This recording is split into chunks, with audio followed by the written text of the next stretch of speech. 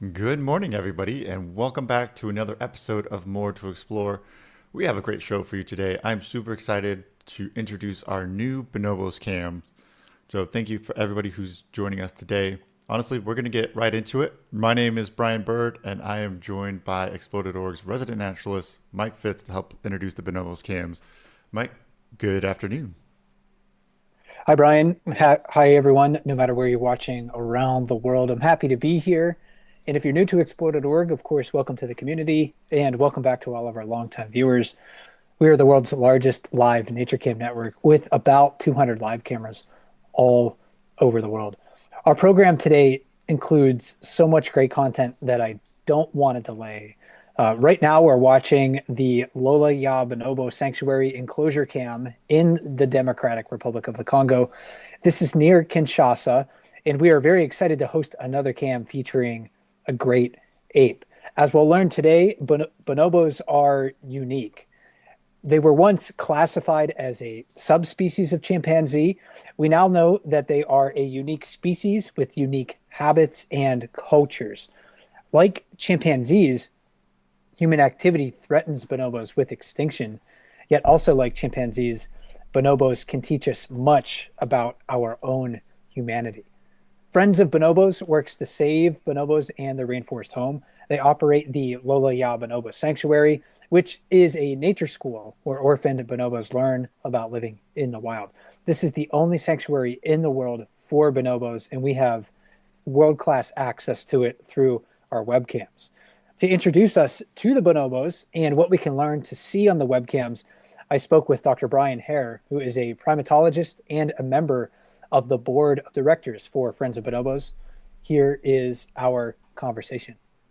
Brian, so great to speak with you. Thanks for taking the time out of your day to be here. Mike, what a pleasure and what a thrill to see the bonobos on these cameras. We are so excited to be able to watch the bonobos. It's one of these cameras every morning. If I sit down in front of the computer, I've been like, hey, what are the bonobos doing? So that's one of my go-to cameras right now. In a sense, though, I think maybe bonobos are less well known than chimpanzees. I think you probably ask anyone practically anywhere in the world, hey, what's a chimpanzee? And they'll be like, oh yeah, they can give you a basic description. If you say, hey, what's a bonobo? Maybe they're going to have to think a little bit harder about that. So I'm wondering if you could tell us what are some of the maybe main physical differences, first of all, between bonobos and chimpanzees. And we definitely have to talk about, I think, their culture and their behaviors a little bit. Sure. I mean, the first thing to know is that, often we describe chimpanzees as our closest living relative in the primate world. And that is true. However, it is not a fully complete picture of our family tree because it ends up we have two closest relatives. And it sounds confusing. How can you have two closest relatives? But we do because, and if you just step back and think about your own family, maybe you have cousins, maybe you have a couple of first cousins or second cousins. And that's what it's like with chimpanzees and bonobos. We have two first cousins that are equally closely related to us because they're both our first cousins. But like if you had a male and a female cousin, they're different from each other, even though they're both our closest relatives. So we're so lucky to have two closest relatives, bonobos and chimpanzees. And really, it was when there was the genomic revolution and also some really intrepid researchers and Congolese scientists were able to sort of understand better bonobos that everyone recognized. Oh my gosh, these are really two different species. And you'd ask me, what are some of the big differences, some of the physical differences? Well, for me, the big difference is, chimpanzees have differences between males and females, where males are much bigger than females. And that is the same between bonobos and chimpanzees. But what's really interesting is even though male bonobos are bigger than females, males actually, if you meet a group of male and female bonobos, there is no alpha male. There's never a male that is bigger is more high ranking than all the females in the group. And so what a physical instantiation of that that's really interesting, though, is that male bonobos tend to have sort of a more effeminate physique, some people see, or that they seem a little bit more petite, if Yeah, if I might, just for quick explanation. But in truth, even though they seem smaller and maybe a little bit more petite, they're basically the same size as one of the subspecies of chimpanzees. The eastern chimpanzee males are about the same size as bonobos. So they really aren't. They used to be known as pygmy chimpanzees, but they're not pygmies. They're not smaller, but it's just that the females and the males have a very different relationship from one another than chimpanzees. Where if you have a male chimpanzee and a male female group of chimpanzees, typically the male is larger and will be sort of dominant over all the females, but that is not the case in bonobo land. Yeah, so let's talk about that. I think maybe one of the main things I've read that defines bonobos is their social life, their culture, certainly compared to chimpanzees. So how would you define bonobos socially and culturally? Yeah, so socially is where I think it's the most interesting to talk about the two species because I think most people have not heard of bonobos. If they've heard of them, they probably have heard that, oh, they have this amazing sexual life.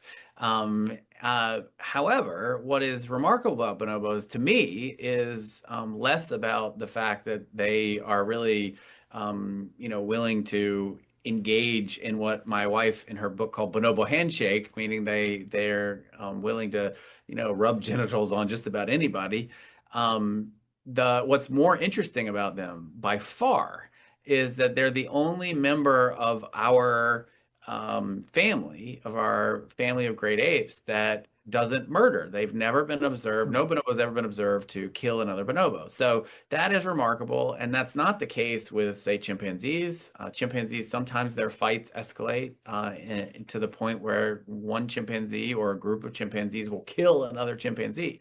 So that's been one of the things we've been most interested in trying to understand. How can it be that a species that's so similar to how two species so similar to one another in terms of what they look like and so many other ways they behave, how can it be that one has sort of escaped the most violent parts of the nature of the other? And that's fascinating because it's very different than, of course, with humans. And bonobos, they have a quality that could be, I think simply called xenophilia. That's the opposite of xenophobia, like a fear of strangers. This xenophilia translates directly to like the like or the love of strangers. So they're fascinated by strangers.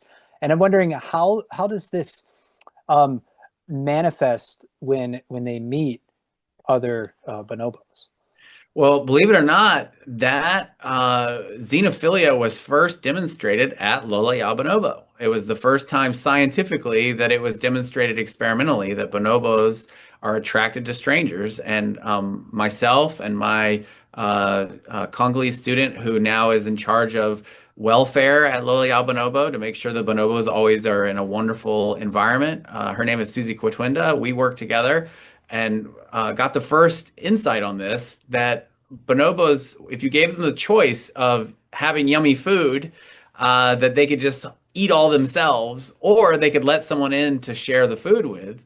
The first surprise is they actually really like to eat together, even though it's going to cost them some of their food when they're really hungry. They like to eat together, and they're okay sharing food. But the more remarkable finding was that then we gave them the choice of who to share food with. Do you want to share with somebody you hang out with all the time and lives in your group? Or would you prefer to share food with somebody you've never met and you've never been with and you've never seen?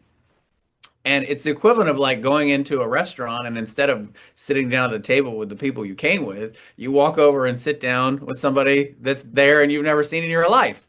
And the bonobos actually prefer the latter. They like to let in somebody they've never met before and eat together with them. And we think it's really they have, a great curiosity and interest in making new friends and new social relationships to expand their network of bonobos they know. And so it was at this sanctuary that these cameras are set up to watch that was discovered. And then subsequently, that has been really reaffirmed and shown pretty convincingly, and there's really compelling evidence from wild bonobos that this is happening as well.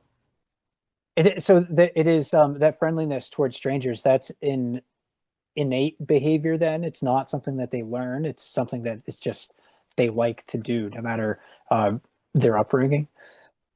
Well, all behavior is nature and nurture working together. So but it is the case that their nature, it seems to be, is to be attracted to individuals they haven't met. And in the Okay. case of chimpanzees, and of course that interacts with their environmental experience. But in the case of chimpanzees, they're very xenophobic. They tend to be very fearful of individuals they don't know and they've never met before because their species has lethal aggression. It can be that when you meet a stranger, that interaction could end up with you being injured or even, harmed to the point where it may be a lethal injury. So that doesn't happen in bonobos. They don't have that type of aggression. They do have aggression. It's not that they don't have aggression. It's not that they don't fight and they don't have violence in their communities, but it never reaches the point where anyone is killed. And so, because of that, we think that it's less risky for bonobos to meet friends and to hang out with individuals they don't know that aren't in their normal groups and be curious and explore and expand their social network in a way that chimpanzees can't. How does that friendliness translate towards strangers of maybe different species? For example, what might it place them at greater risk if in the wild if they're encountering people, for example? I don't think so. Okay. It's an interesting thing. It seems to be very specific to individuals of their own species. We've also done the same kind of tests that are done with human infants to look at how reactive bonobos and chimpanzees are to say novel objects or novel people. And it ends up that chimpanzees are actually quite they're neophilic. They like new things. They like new objects. They just don't like new chimpanzees. They're xenophobic and afraid of chimpanzees. Bonobos are the opposite. They like new bonobos. They like to see individuals they've never met of their own species. But when it comes to new things like new objects or new people, they're actually a little bit more hesitant than chimpanzees even. And the bonobos, they're at your sanctuary. They're there because they're largely been orphaned. Their family was killed. So I may be getting a little bit ahead of myself here, but how are bonobos arriving in your care at the sanctuary? Yeah, so all the bonobos at Lola Bonobo Sanctuary are cared for by people. They can't survive on their own. They're caregivers who take in orphans where, again, like you said, Mike, their families were killed. They were rescued because it's illegal to have a bonobo as a pet in the Democratic Republic of Congo, or to try to sell them or to care for them or keep them in any way. So if a bonobo is discovered that's being kept privately, then they are confiscated, and there has to be a place to put them in order to enforce that law. And so Lola Bonobo provides law enforcement the possibility to bring confiscated animals, individuals that are being kept illegally, and then the organization provides lifetime care for bonobos that are confiscated.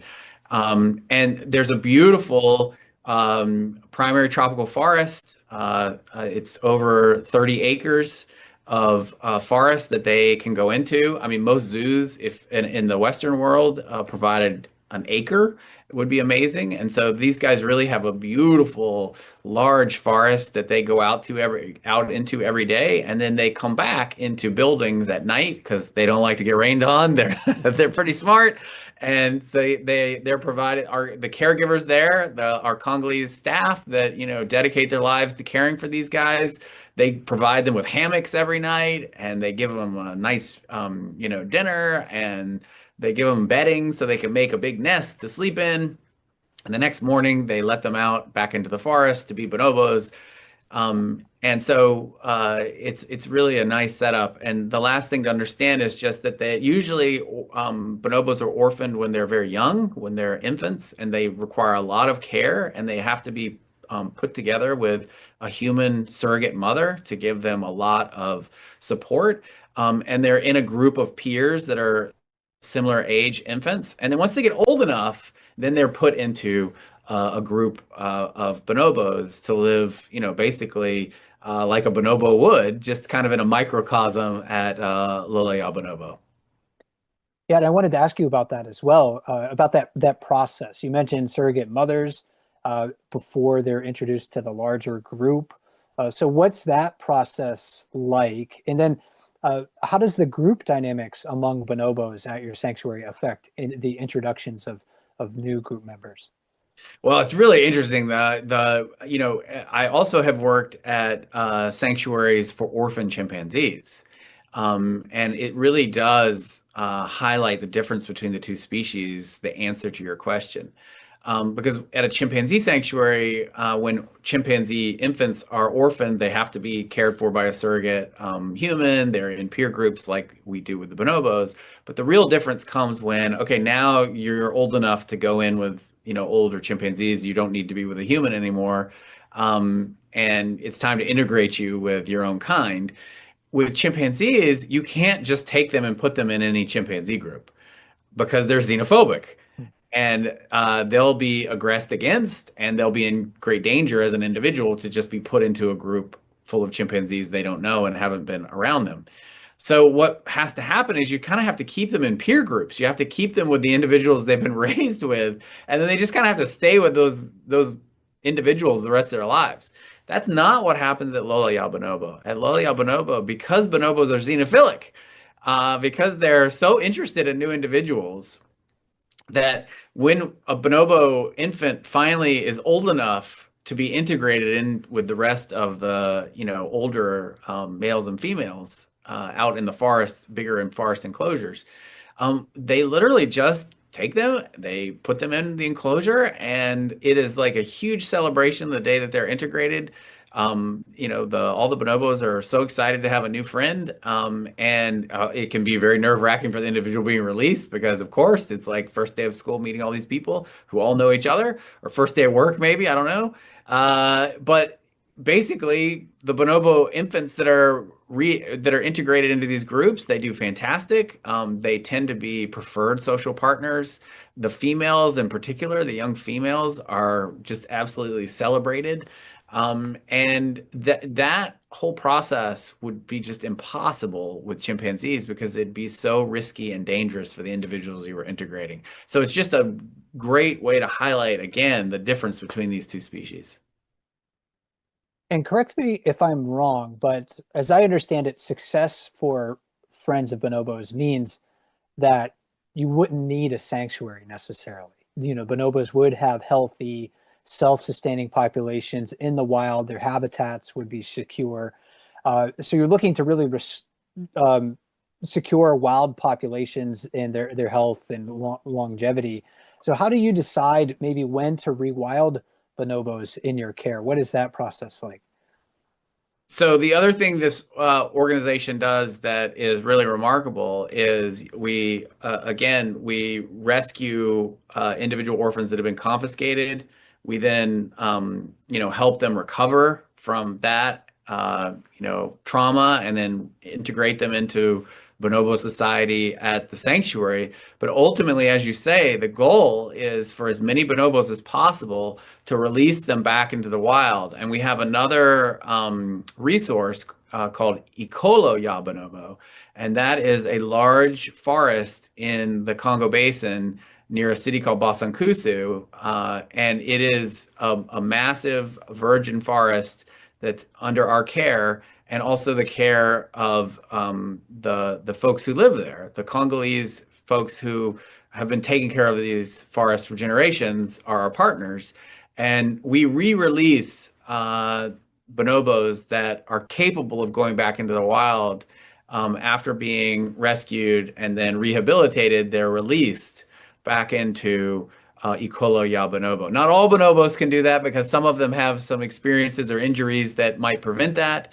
But if at all possible, we hope to release them back into the wild. So it's really a full circle. Our sanctuary in Kinshasa is really on the front line of stopping poaching and trying to provide educational opportunities. So Congolese children, Congolese adults, Congolese decision makers, stakeholders can meet, interact, see this member of our great ape family that is 100% Congolese.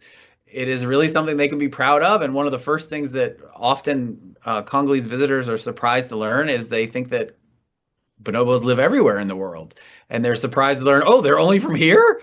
And how lucky we are uh, that this is their home. And so that's one of our main goals is to communicate that and then have folks get excited about bonobos and then provide resources for law enforcement and the bonobos themselves to recover and rehabilitate and then release back to the wild and hopefully prevent so we can all share a planet with these amazing beings long into the future.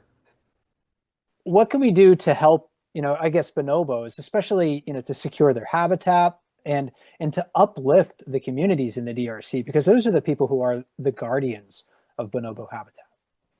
Well, I mean, I think what explore.org is doing is the first step. My gosh, people can see them and meet them and actually be in the Congo with the bonobos that I know and love. That before this opportunity has existed, you had to get on an airplane and fly to Kinshasa to meet these guys. And I'm watching the video actually as I'm being interviewed, and I can see Monono, I can see Kikwit, I can see Bandundu, I can see all the bonobos that I've studied for over 20 years.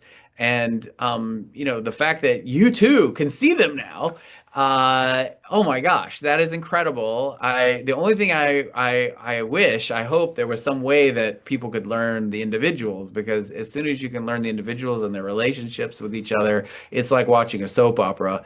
It's better than reality television, I can promise you. But what people can do is watch the bonobos, enjoy explore.org, and then tell people about it. Share that bonobos exist and that they have this amazing social system that really has a lot to teach us. And it's a hopeful message that a species so much like us that we share so much with has a social system that really is able to do something that even humans can't do. Let's talk about the webcams then. What can we expect to see on the webcams in general, like on a day-to-day basis? Well, bonobos are not unlike people. Most of the time they're kind of just doing the normal stuff, but every once in a while they do something really, really interesting. And so I think it'll be like that, is that, most of the time they're going to be, resting, hanging out, sitting around, visiting with each other, eating.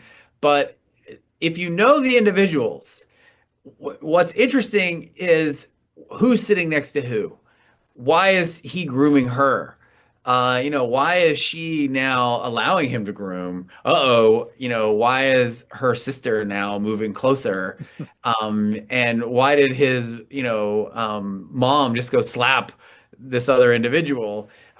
So you're going to see a lot of drama and soap opera.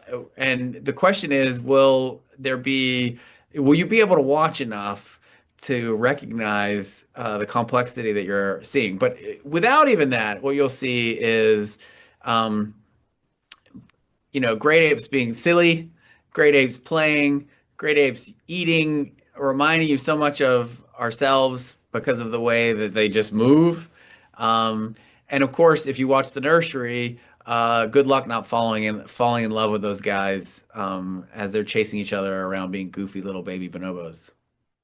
And I can guarantee that there will be some webcam viewers who will know each bonobo over time. There are, for some of our other wildlife cams, like we have cameras on brown bears in Alaska, and sometimes we see like 80 bears on the river. And there are some Wow. people that can identify basically every bear that they see. Amazing. So Amazing. yeah, so we will have audience or viewers for the webcams doing that with the bonobos as well. And sometimes you can see them doing just cool bonobo things. Just today, I don't know which bonobo it was, but there was a male. He just picked up a rock and he had a nut and he was just pounding on the rock.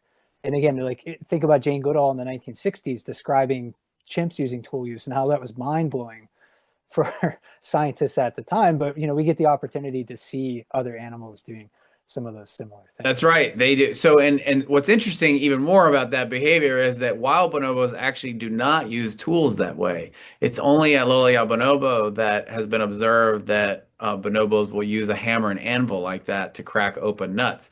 Wild bonobos actually, they do use tools. They'll use tools for, like, say, an umbrella to stop rain, or they will grab leaves if they have to on their feet, and they'll climb up in a tree and kind of use them as gloves and shoes on a tree that has like thorns on their trunk, so they don't get, stabbed as they're climbing up a tree. So they use tool, and they use leaves as sponges to get water and things like this. But what they don't use tools for, that chimpanzees are famous for, is processing food. They don't use sticks to get ants or termites out of termite mounds. They don't use in the wild stones to crack open nuts. But at Lola, they kind of do all that, and we don't know why. And it's amazing. It's one of the big questions of why wild bonobos don't use tools this way. It was kind of just thought, oh, bonobos don't do that. But then in captivity, they do all of it. So it's actually one of these delightful puzzles that you can enjoy watching their sophisticated tool use at Lola. That actually, these guys were born in the wild, but their friends in the wild aren't doing. Hmm. Well, that's something for our webcam audience to watch more closely for. And we'll occasionally see people on the cameras too. I know sometimes our webcam audience is curious about that. So what might be people doing in the enclosures while they're maybe at night or even during the daytime? What does that work entail? So there's two cameras. One is on the nursery, and those are the infants that have just been rescued and are strong enough to be put together in a peer group. And in that nursery, there'll be lots of surrogate mothers. Usually there's one or two infant bonobos to every surrogate mother. So you'll see people who are dedicating their lives to making sure that those infants get the care they need. They're getting along with each other. It's a little bit like a kindergarten. Sometimes the bonobos get a little rough with each other, the babies, and making sure they've got, food, water, and everything they need to be happy baby bonobos. And you'll see if they give them milk, for instance, that will be a pretty boisterous moment. It's pretty adorable but loud. And for the other camera, there's a group of adult bonobos, and in that enclosure, twice a day, they actually are fed. And so, for instance, I believe it's on enclosure one, and Papa Stany, who has worked there for 30 years, takes care of enclosure one, and he'll be going 2 or 3 times a day with his colleagues, and he'll throw food from a boat that's in the pond that acts as kind of a barrier. And he'll throw food from the boat for the bonobos to eat. And of course, that's a fun time to watch them, because you can see a little bit about social relationships at that moment. And that's where you might see tool use, and you might see them eating in interesting ways. And they'll be doing playful, silly things as well. So Papa Stany, Papa Jean-Claude, all these guys have really dedicated their lives to taking care of these bonobos, and you could see them in their daily routine, trying to make sure that they're okay and they're safe, and in the best possible place they could be. And just a couple more questions for you. One of them is about, so again, the future to help bonobos. Basically, every scientist or conservationist that I have the pleasure of talking to will say we need more people looking to help wild animals, wild spaces, and the non-human world, essentially. So if there's maybe a young person or a student that's interested in a career helping great apes or studying them, what advice might you have for them? Oh man, yeah, you're welcome. That's the main thing is, be delighted, have fun watching, learning, get excited, and then find a place where you can join a community and participate, whether it's helping out Friends of Bonobos, which is the U.S. organization that supports Lola Bonobo and Ikola Bonobo, or if it's at your school, you want to educate people and talk about bonobos, or you want to do some kind of event that gets people excited about bonobos, maybe watching the cameras together. Or if it's your, passing through high school and you want to, start volunteering, if you're at a city that has bonobos, if you're in Columbus, Ohio, or you're in Memphis, Tennessee, you're in Jacksonville, Florida, there's other cities in the United States that have bonobos, like San Diego has bonobos as well. Fort Worth, Texas, in Milwaukee. You can go see them there. And then if you're going to college, well, there are places where people study primates and you can get involved. And I've had many students now who have taken my classes and worked with me. And now they are in the field working and studying and are on the front line of making discoveries and protecting wild chimpanzees and bonobos, many of which I talked about in class. They're literally now studying and working with those same groups. So it can happen, and why not try? My final question for you is this. Since bonobos are so closely related to humans, what can we learn from bonobos that might help us to better understand our human nature? Well, we're so lucky to have chimpanzees and bonobos because both of them are more like us than they are each other in many ways. So chimpanzees, we talked about, are really good at using tools for extractive foraging. It ends up, for instance, bonobos, their grandmothers are really important to them in a way that they might not be. Their moms and their grandmothers are important to them in a way that they might not be for chimpanzees. They play into adulthood in a way that chimpanzees might do less of. We talked about, their sexual behavior, that they don't always have sexual behavior that has to do with reproducing, which is the case in chimpanzees. So in many ways, they're very much more like humans. And so it's really exciting that we have this comparison of the two species to try to understand where that comes from. But also there's just the inspiration that, as amazing as bonobos are, our brains are 3 times the size of theirs, yet they can do something we can't. No bonobo, again, has ever been known to murder another bonobo. They do have violence, they do aggress against one another, but it never gets so severe that they kill one another. And certainly not to the degree that happens in our species and chimpanzees. So unlocking what that is and how it is that females work together to prevent male aggression. They don't have infanticide. So in chimpanzees, sometimes infants are killed by other chimpanzees. That doesn't happen in bonobos. So how they do that, how their psychology works that allows them to do that, I think they have a lot to teach us, and more importantly, to inspire us that this organism that we're so closely related to, we almost share all our genes with them, but their brain is 1/3 the size of ours. They can do something we can't. Surely we can figure out how we can do better as a species using them as an example. Love that answer. And I really enjoyed our time together speaking about bonobos. So I want to thank you once again, Brian, for doing that. And we're going to be watching the bonobo cams all the time, looking to see what sort of insights we can gain from their behavior. So thanks again. Thank you for bringing bonobos to everybody. Thanks once again to Dr. Brian Hare for sharing his time with us and expertise about bonobos.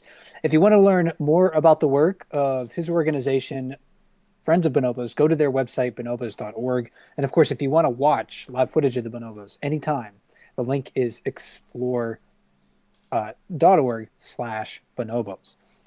You heard Dr. Hare mention how bonobos are peaceful and that no bonobo has ever been observed killing another bonobo. This doesn't mean, however, that bonobo societies are free from strife.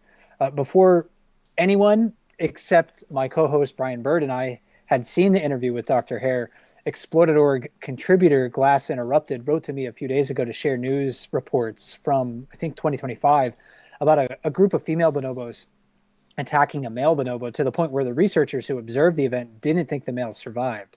Now, whether this was an actual case of murder is unclear. The male wandered away from the group. Another researcher who wasn't involved in documenting the attack noted that the victimized male could have gone to another group. I don't know if that's true or not, and I haven't searched to see if the male was confirmed to be alive or dead. I don't necessarily think that that's kind of like the important part of the story. Perhaps the more important point is why this one event was so newsworthy. If it had occurred among chimps or humans, we'd hardly blink. It was notable because it was so rare for bonobos. They, just like all other apes, however, experience stress and strife in their lives. Their lives aren't free of conflict. If they experienced no conflict, then bonobos would have no need for reconciliation and peacemaking, which they clearly do. And it's something that they practice all the time. So bonobos are uniquely peaceful compared to chimps and humans. And I agree with Dr. Hare that bonobos can teach us a thing or two about cooperation in the face of strife. Now, we're not done with our program about bonobos yet. We got some more to share because we are so lucky to get to watch them at Lola Ya Bonobo. Installing the webcams there was no easy feat. It is the culmination of extensive preparation and work. The job could only be accomplished by someone with the right combination of technical knowledge, practical skills, and an understanding of the unique challenges posed by infrastructure and environment in this part of Africa. To find out how that was done, I spoke with Alex Bahati-Okuonzi, a field engineer and Explorer's technical partner in the Congo. He made the field visit to Lola Ya Bonobo and led the webcam installation there. Here's what he had to say in this edition of Tales from the Field. Alex, thanks so much for being here. I'm really eager to learn more about how you accomplished this. Yes, Mike, the pleasure is all mine. So I understand that these cameras have been years in the making. How long ago did you start thinking or working about cameras at the Bonobo Sanctuary?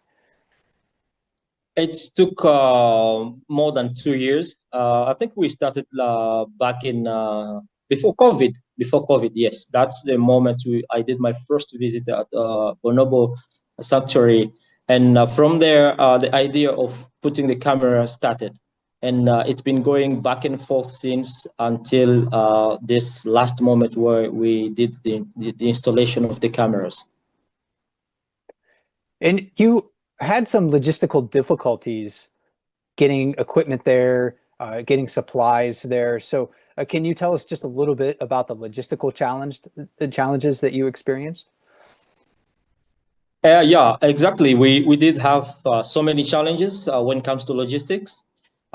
Especially when you look at the Congo situation and the roads, the infrastructure are not built. So for me, it was a big challenge because I had to ship some items from China all the way to Bunia and all the way to Kinshasa via Kisangani, which is a middle city in between Bunia and Kinshasa. And that's almost 2,000 kilometers away from each other. So the roads are not tarmacked. We had a lot of rain also during that moment, which made it really impossible for us to do the shipping. And right after we managed to get everything in Kisangani, we had difficulties on the Kinshasa side where the rain swept away all the houses and the roads that lead to bonobos. So those were the challenges that we had. And Kinshasa itself is another city where for you to do your work every day, you have to set aside at least 4 hours of your time, to be just in a traffic jam. And also that makes it very hard for us to be able to ship something, even from town to Bonobo Sanctuary location. So those were the challenges that we had to overcome in order to be able to make those cameras working and this project, at least to meet the deadline, because we were really behind our schedule due to so many other logistics and factors that are related to traffic jam within the Kinshasa city. And I understand that I think there was a landslide that compromised the road from Kinshasa, or one of the roads that you had to utilize. So how did that add to the challenges of installing the cams? How are you getting to the Bonobo Sanctuary? The landslide it happened in two sections on the same road. The first one was the bigger one, which took the whole road down to some 12 to 15 meters down. So we could not go through that location. We had to take a different approach, which is to hire a four-wheel truck, to be able to carry some of the items all the way to Bonobo. And the roads to that location, it takes you more than 30 kilometers away from the main road, which is the Bonobo regular roads. So we had to go behind the Bonobo location. we had to take a different way as if we were going to Matadi, and then we go all the way around to Bonobo. It was a very, very bad road. And also the road was not tarmacked. So whenever it rains, it's add more difficulties on and challenges on how to, to reach bonobos. So there were so many issues related to the roads in this side of Kinshasa, which made it really, really hard for us to meet the deadline. And the DRC is Africa's second largest nation by land area. So the country is very large. The center of it is composed of dense tropical rainforest. And you helped install and maintain the cameras at the Gorilla Rehabilitation and Conservation Education Center, which we also know as GRACE, but that's on the east side of the DRC. Lola ya Bonobo is on the west side of the DRC. And they are located almost 1,000 miles or 1,600 kilometers apart. So how are you getting what's your travel like to get from the east side of the DRC to the west side of the nation? That's now one of our daily, whenever there's any issue technical that happens on the field, we have to go through a lot to get to the locations. As if like when I'm going to Kinshasa, I have to travel to Uganda. And from Uganda, I have to take a flight with a stop to Addis Ababa, and from Addis Ababa all the way to Kinshasa, and then take the road trip to Bonobos. So that's what I normally do when I'm leaving. I'm going to Kinshasa. And when I'm coming from Kinshasa, I will do the same road up all the way to Bunia. So for me to travel to Grace, we have to fly from Bunia to Beni, which is approximately 200 kilometers. But there is no road. That's the challenge. There is road, not tarmacked, and when it rains, it becomes very muddy. And when it's not raining, it's not safe because of the rebel groups. So we don't use the road for safety reasons. So we have to fly from Bunia to Beni. And for you to book the flights, sometimes you have to book it 1 month ahead of time. Wow. Otherwise, you're not going to secure any seats into that flight. So those are the challenges that we have to do. So we have to go around to Uganda to Addis Ababa in Ethiopia, and all the way to Kinshasa. And when we go from Bunia to Grace, where we have Gorilla and the cameras and the project running there, you have to fly from Bunia to Beni. And from Beni, you have to use the road all the way to Butembo. And from Butembo, you have to take a motorcycle. And that's almost 150 kilometers on motorcycle on a bumpy road. So you have to do that all the time, whenever an issue is raised on the site. So those are the things, the challenges that we have to overcome when it comes to DRC, because DRC is a very challenging terrain. Infrastructures are not there. So we have to do that as a technician all the time. Most of our webcam audience resides in the United States, and most of us, including myself, don't have experience working in tropical environments. So what difficulties do the tropical conditions impose on like work schedules? You talked about the rain a lot, plus you have to think about how the hardware and other equipment can endure those environments. So what difficulties does that tropical environment impose on the work? First of all, it's lightning. We have to deal with lightning all the time. So we have a lot of rains, which comes with thunderstorms, and those affects our equipment. Whether protected or not, those equipment sometimes go through a lot of electrical discharge when it's raining, because the DRC has a lot of forests, and those forests attract a lot of lightning. So sometimes they go straight onto our equipment, and then it fried it up, and there is no way we can get a replacement very quickly. And it makes it hard for us sometimes to troubleshoot and to bring the system up. The second thing is that we have as a challenge is means of transportation. As you know, the DRC does not have a lot of aircraft and national aviation company operating in the northeastern side of the Congo. So we have small aircraft, mainly from private, and they are very they are very crowded most of the time, so the demand is high. And for you to be able to get a seat on those flights, it becomes very hard, which makes our work also very challenging. So those are the two things that are mainly the challenges that we have to overcome when it comes to DRC. And for people who are really far, it's very hard to understand the situation unless you come and see for yourself. But we always try to be resilient and you know, to try to be proactive when it comes to maintenances and troubleshooting. And this is the only way you can overcome. The other thing I think I was about to forget is that when we don't have electricity in Congo, most part of the country are not electrified. So for you to be able to power all the equipment, you need to rely on either a generator or you have to install solar system.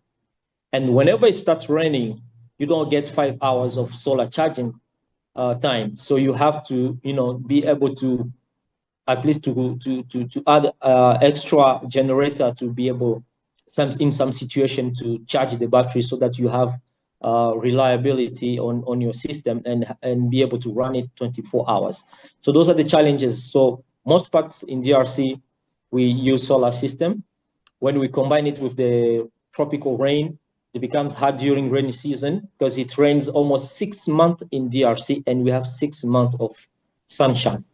So during that 6 months of rain, if you don't do a very quantified installation for your solar sizing and solar batteries, you might end up not being able to run your system 24/7. So those are the challenges that we have to, you know, to overcome all the time during installation. Whenever it occurs, wherever it occurs in DRC, the challenge remains the same. I understand that the installation of the Bonobo cams were an effort from the actual ground up. You had to build a system there. So what did you build there to provide the cameras with a secure place to live? Yes, the Bonobo was a project that we start from scratch. So we had to build a tower, a lattice tower, which was almost 30 meters high. And that lattice tower was supposed to, you know, was there to help us connect from the fiber location, because the fiber does not come all the way to Bonobo area. It's a very isolated region. So the telecom company did not send fiber all the way to those areas. So we have to pick it from a far distance and then beam it to the tower. The second thing that we had to build there was the battery system and the solar system. So we built and installed everything from scratch. So we had solar panels of 620 watts. We had like 6 pieces of them was enough for us to have enough charging time for the batteries. We had to install the lithium battery for our tower and internet system. The other thing that we had to build was the support for the cameras. Since the bonobos are very rough and they escape electrical fence like every time, so we had to build the support for the camera. It had to be a bit higher so that they don't reach it very easily. And also we had to build a power system, you know, an electric system in a box which will allow the camera to run 24/7. So those are the things that we had to build locally there for us to be able to deliver this project. And you were able to provide an internet connection, obviously, because we could watch the Bonobo cameras right now. You said, though, that the fiber optic internet ends before it gets to the sanctuary. So how are you getting the signal from the Bonobo cams to the internet that connects to the rest of the world? Yes, since I have a long relationship and experience on the field in the DRC, and when it comes to the internet, my name is always found almost everywhere. We were able to manage a partnership with local telecom company in DRC. Those are the biggest one that I'm talking about, not the smallest one.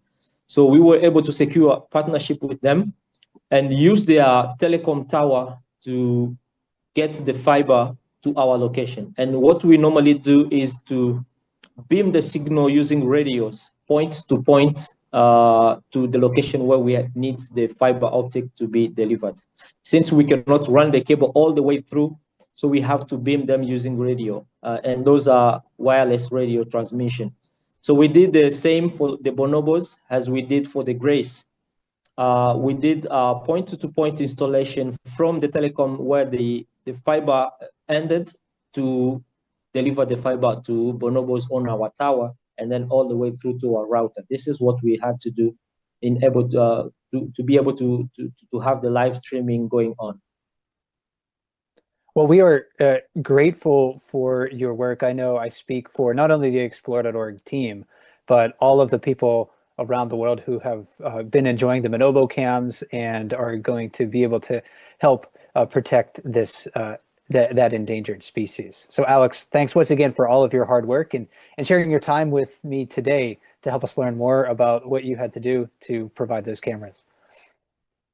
Thank you so much for having me.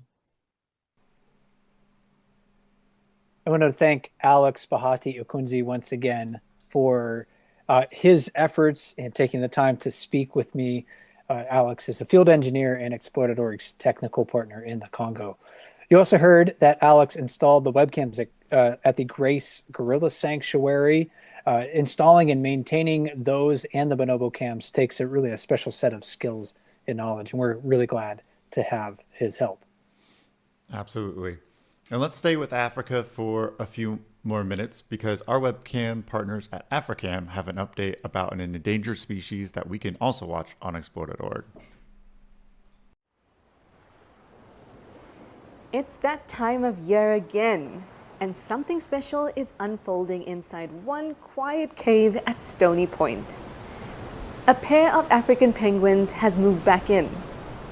We've been watching just these two, coming and going from the cave, spending their nights tucked safely inside, slowly preparing the space.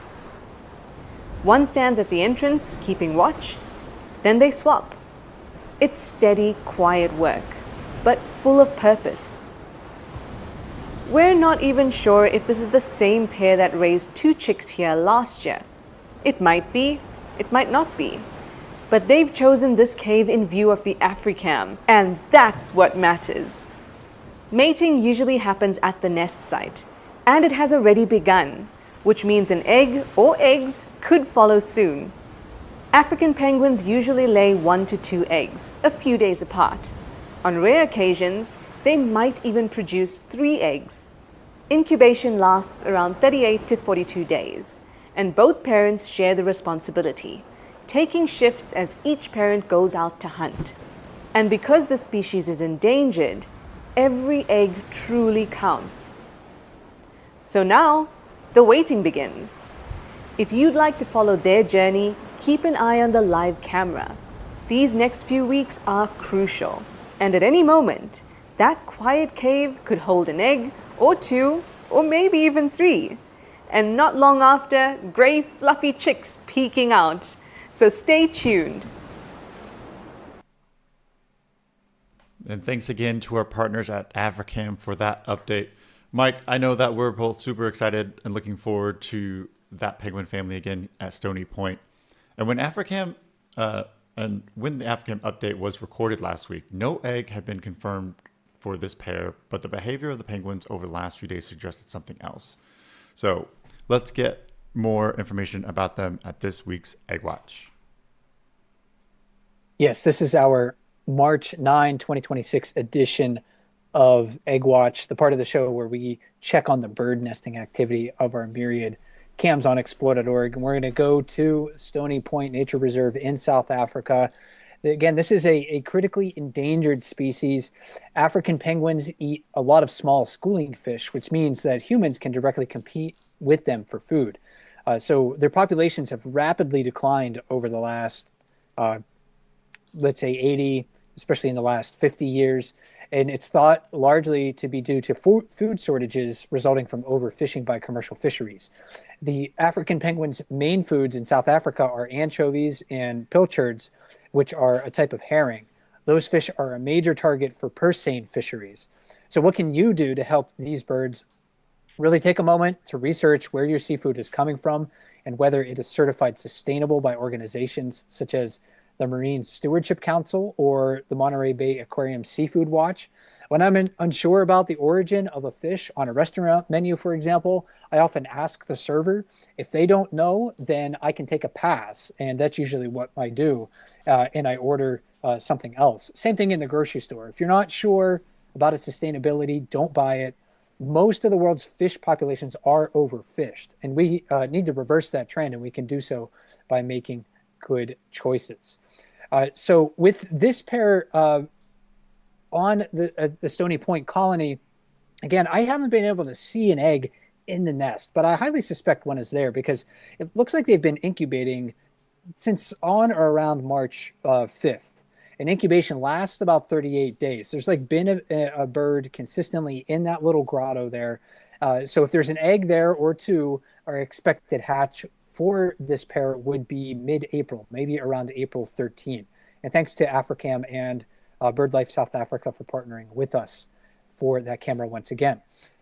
Other activity though, going on in the cams, lots of other eggs and continuing to grow our collection in the Egg Watch segment.